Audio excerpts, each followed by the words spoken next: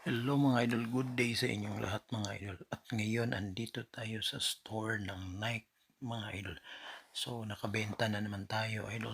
Doon sa website ko, syempre nakabenta ako ng Nike. So ngayon may binigay na naman ang Nike sa akin idol bilang bilang gratitude idol sa nabenta ko. Parang bonus na to idol.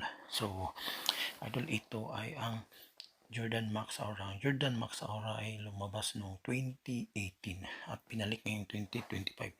So Max Aura, white, blue, and black. So ang Max Aura mga idol, sa konting kalaman lang mga idol, ito ay magandang sapatos.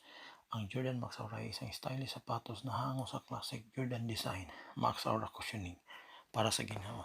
So ang Max Aura ay hindi lang pang basketball, para kung ikaw ay isang casual na tao, so pwede mo rin itong gamitin pang gala, pang forma o ano ang gusto mo o style sa buhay mo mga idol.